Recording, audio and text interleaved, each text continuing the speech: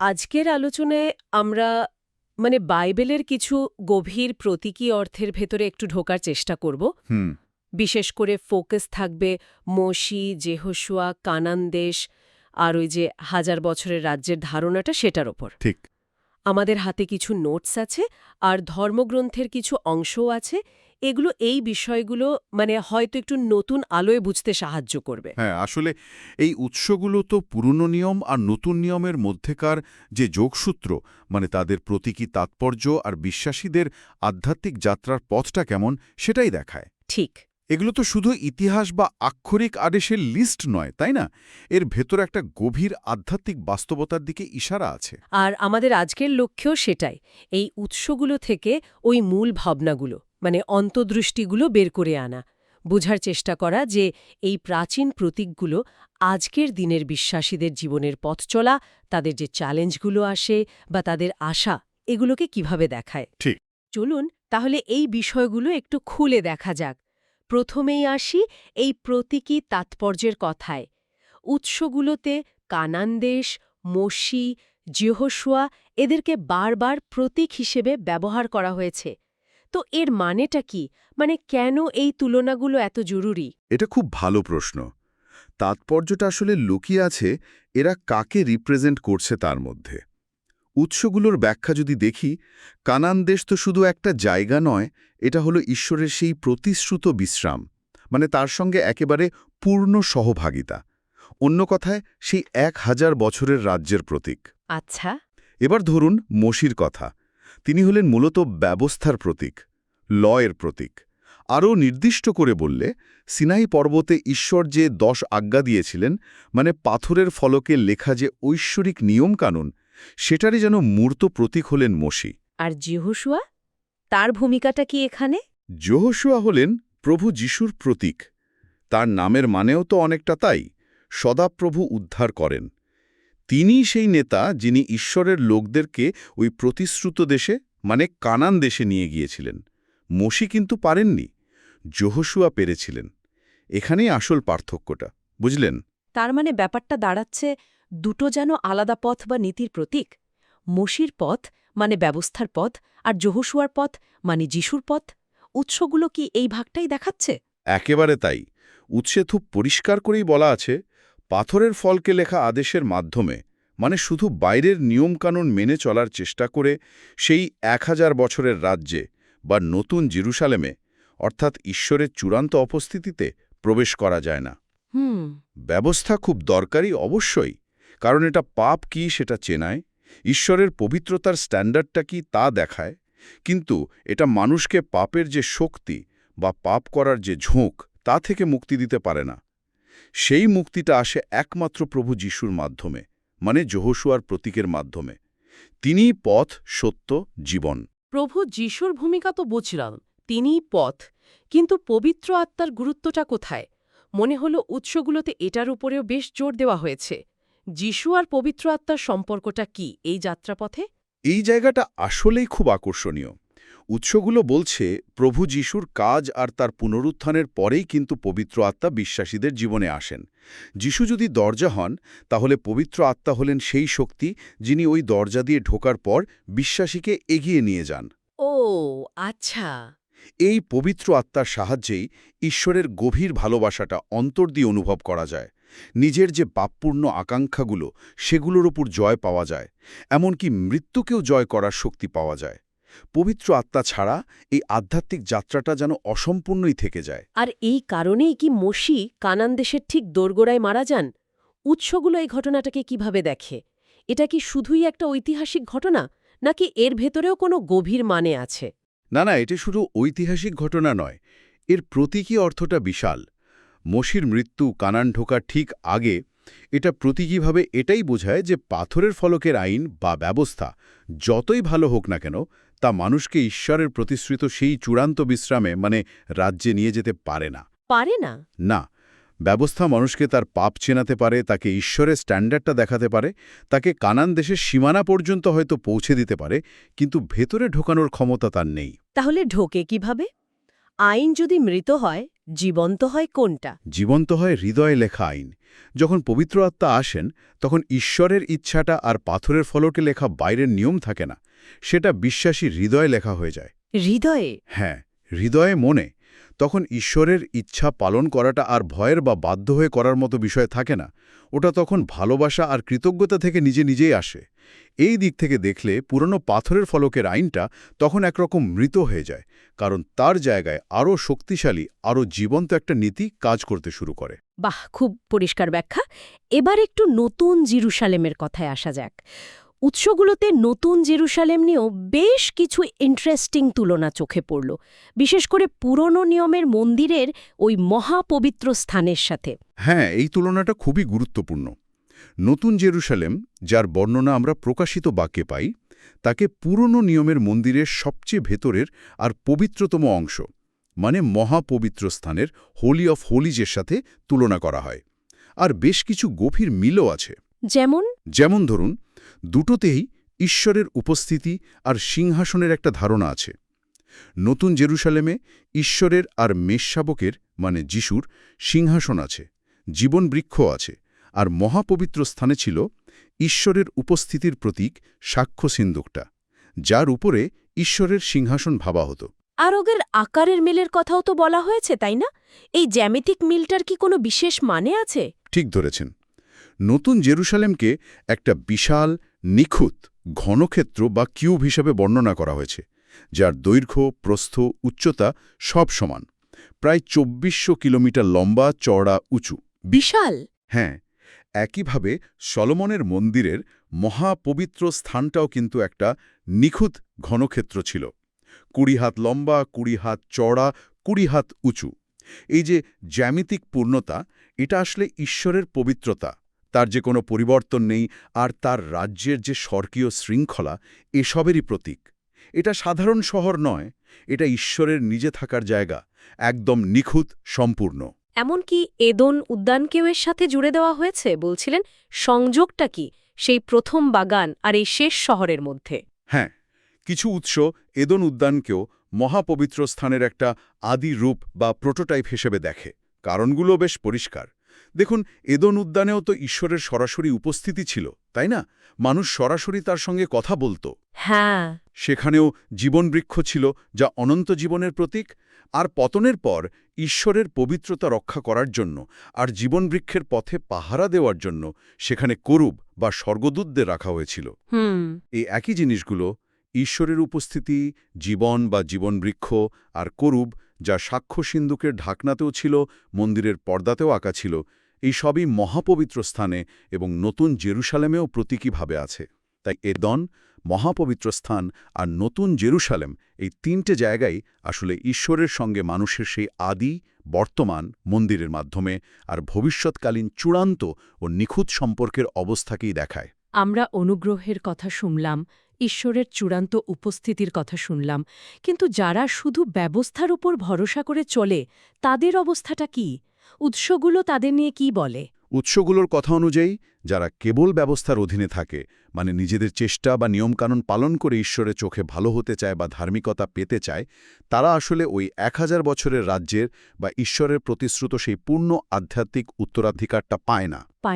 না, তারা যেন ঈশ্বরের সন্তান হিসেবে নয়, বরং দাসের মতো বাঁচে। দাসের মতো এই কথাটা একটু বুঝিয়ে বলবেন? মানে হলো, দাস যেমন প্রভুর হুকুম মানে, হয়তো শাস্তির ভয়ে বা শুধু দায়িত্ব বলে মানে, কিন্তু সে তো আর প্রভুর মনের ইচ্ছাটা জানতে পারে না বা তার সম্পত্তির ভাগ পায় না, তাই না? হ্যাঁ, তা তো ঠিক। তেমনি ব্যবস্থার অধীনে থাকা মানুষও হয়তো বাইরে বাইরে নিয়ম পালন করে, কিন্তু সে ঈশ্বরের সঙ্গে সেই কাছের সম্পর্কটা বা পুত্র হওয়ার অধিকারটা পায় না।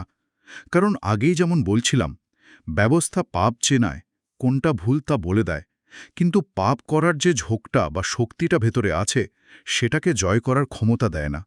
ফলে তারা আসলে পাপের দাসত্বেই বাধা থাকে।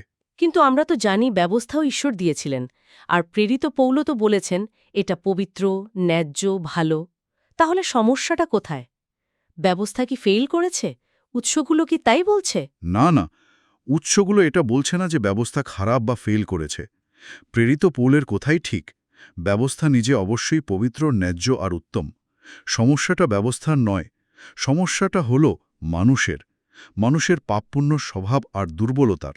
ও পবিত্র আত্মার সাহায্য ছাড়া শুধু বাইরের নিয়ম পালনের চেষ্টায় অন্তর থেকে বা হৃদয় দিয়ে ওই ব্যবস্থার আসল উদ্দেশ্য মানে ঈশ্বরকে আর প্রতিবেশীকে পুরোপুরি ভালোবাসা সেটা পূরণ করা মানুষের পক্ষে সম্ভবই না। ইতিহাস তো দেখিয়েছে মানুষ পাথরের ফলকে লেখা আইন মানতে পারেনি। তাই মোশির মাধ্যমে পাওয়া ব্যবস্থা পাপ থেকে চূড়ান্ত মুক্তি বা হৃদয়ের পরিবর্তন আনতে পারে না। এটা অনেকটা এক্সরে প্লেটের মতো, বুঝলেন? শরীরের ভাঙা হাড়টা দেখিয়ে দেয়, কিন্তু সেটাকে জোড়া লাগাতে পারে না। তাহলে এই পরিবর্তনটা পাথরের ফলক থেকে হৃদয়ে লেখা এটা আসলে হয় কিভাবে? কি সেই প্রসেস যা মানুষকে দাসত্ব থেকে পুত্রত্বে নিয়ে যায়? পরিবর্তনটা আসে একমাত্র পবিত্র আত্মার মাধ্যমে।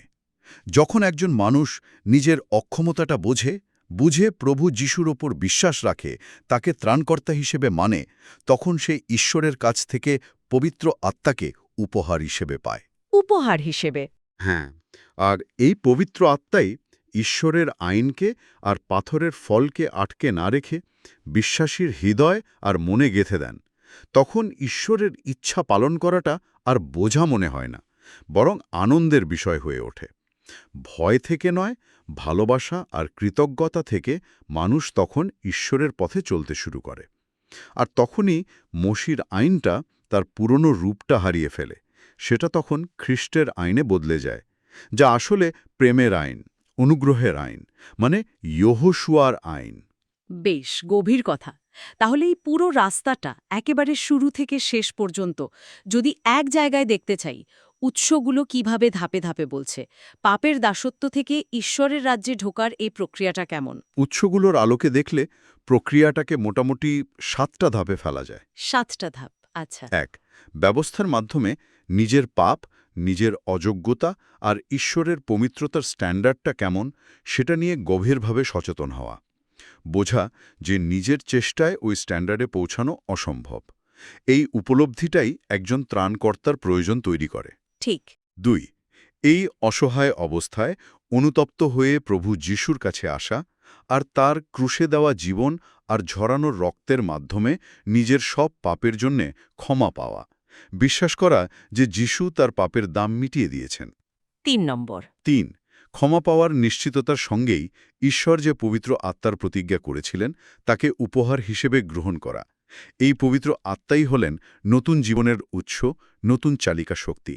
তার মানে ক্ষমা পাওয়া আর পবিত্র আত্মার আগমন এই দুটো একসাথেই হয়, একটার পরে আরেকটা। হ্যাঁ, উৎসগুলো সেভাবেই দেখায়।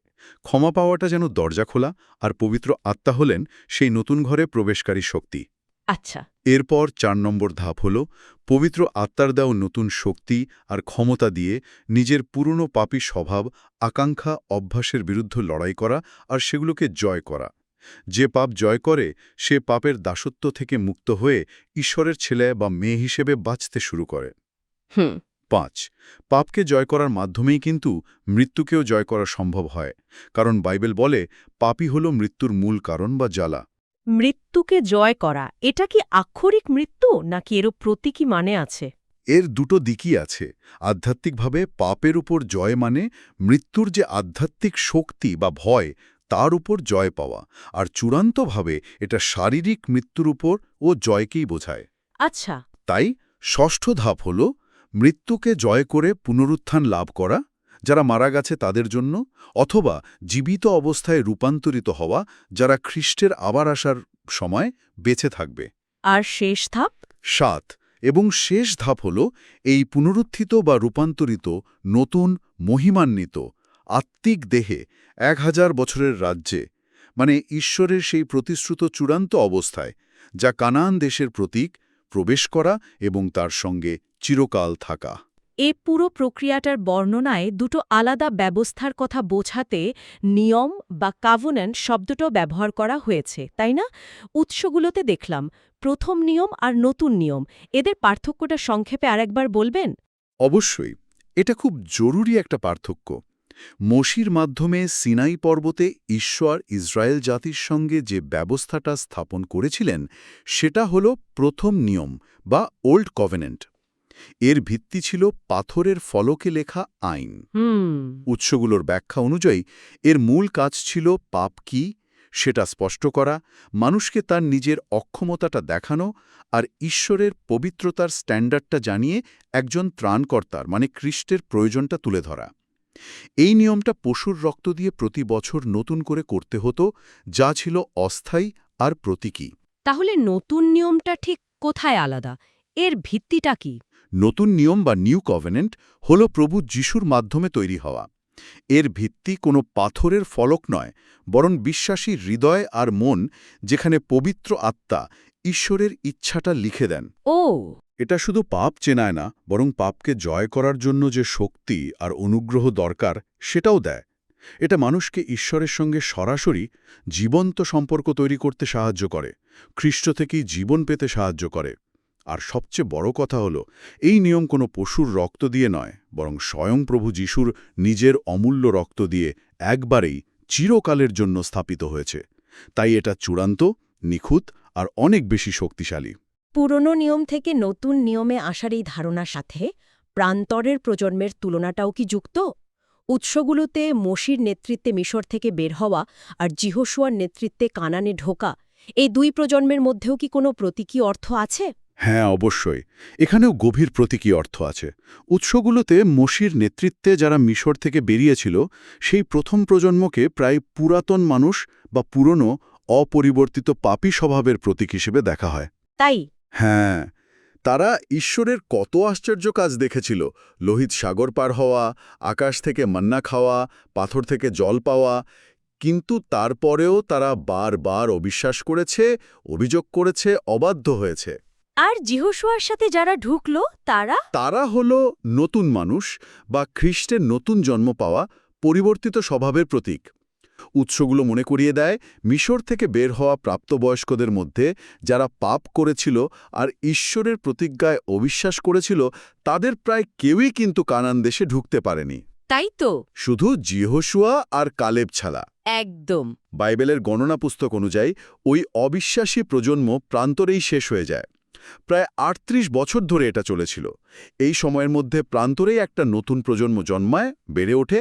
এটা অনেকটা আধ্যাত্মিক পুনর্জন্ম বা তৈরির সময়ের প্রতীক। আচ্ছা, মিশর থেকে বের হওয়ার ঠিক ৪০ বছর পূর্ণ হওয়ার পর যিহোশুয়ার নেতৃত্বে এই নতুন প্রজন্মই জর্ডান নদী পার হয়ে প্রতিজ্ঞাত দেশে ঢোকে। ৪০ সংখ্যাটাও বাইবেলে প্রায় পরীক্ষা, পরিশোধন বা প্রস্তুতি সময় বোঝাতে ব্যবহার হয়। সুতরাং এই ঘটনাটাও প্রতীকীভাবে এটাই দেখায় যে ঈশ্বরের রাজ্যে ঢুকতে হলে পুরনো স্বভাবের মৃত্যু হওয়া আর নতুন স্বভাবের জন্ম নেওয়াটা অপরিহার্য। দারুণভাবে পুরো বিষয়টা এক জায়গায় এলো। আজকের আলোচনা থেকে আমরা দেখলাম বাইবেলের পুরনো নিয়মের নানা ঘটনা, চরিত্র, জায়গা, এগুলোর প্রতীকী ব্যাখ্যা কিভাবে একটা গভীর আর আজকের দিনেও প্রাসঙ্গিক আধ্যাত্মিক সত্যকে তুলে ধরে। কানান শুধু একটা দেশ নয়, ঈশ্বরের শান্তি আর তার সঙ্গে থাকার রাজ্যের প্রতীক। ঠিক। মোশি থেকে যিহোশুয়া, মানে ব্যবস্থা থেকে অনুগ্রহে আসা, এটাই যেন বিশ্বাসীর জীবনের মূল রাস্তা। বোঝা গেল পাথরের ফলকের বাইরের আইন নয়, বরং হৃদয়ে লেখা পবিত্র আত্মার জীবন্ত আইনে আমাদের সেই প্রতিশ্রুত দেশে ঈশ্বরের বিশ্রামে নিয়ে যেতে পারে। একদম ঠিক। আর এই পুরো রাস্তাটাই কিন্তু ঈশ্বরের অনুগ্রহ, যিশুর কাজ আর পবিত্র আত্মার শক্তির ওপর নির্ভর করে। এটা মানুষের নিজের কোনো অর্জন নয়। তবে এখানেই হয়তো গল্পের শেষ নয়। এখানে একটা প্রশ্ন তোলা যায়, জানিয়ে শ্রোতারা আরও ভাবতে পারেন। বলুন। যদি যিহোশুয়া যিশুর প্রতীক হন, যিনি আমাদের অনুগ্রহের রাজ্যে প্রবেশ করান, আর কানান যদি সেই রাজ্য বা প্রতিশ্রুত অবস্থা হয়, তাহলে কানান দেশে ঢোকার পরেও যিহোশুয়াকে যে সেখানকার বিভিন্ন শত্রু জাতির বিরুদ্ধে অনেকগুলো কঠিন যুদ্ধ করতে হয়েছিল, মনে আছে তো? হ্যাঁ, হ্যাঁ, অনেক যুদ্ধ। তো সেই যুদ্ধগুলো আজকের বিশ্বাসীদের জীবনে কিসের প্রতীক হতে পারে? অনুগ্রহের রাজ্যে বা ঈশ্বরের প্রতিশ্রুত বিশ্রামে ঢোকার পরেও কি কোনো লড়াই বাকি থাকে? যদি থাকে, তাহলে সেই লড়াইয়ের ধরনটা কি? সেটা কিসের বিরুদ্ধে লড়াই? সত্যি ভাবনার মতো প্রশ্ন। অনুগ্রহে প্রবেশ মানেই কি সব লড়াই শেষ, নাকি নতুন এক অন্যরকম লড়াইয়ের শুরু? এই গভীর বিষয়টা নিয়ে শ্রোতারা নিশ্চয়ই নিজেরা আরও চিন্তা করবেন, নিজেদের আধ্যাত্মিক জীবনের সঙ্গে মিলিয়ে দেখবেন। আজকের মতো এখানে শেষ করছি।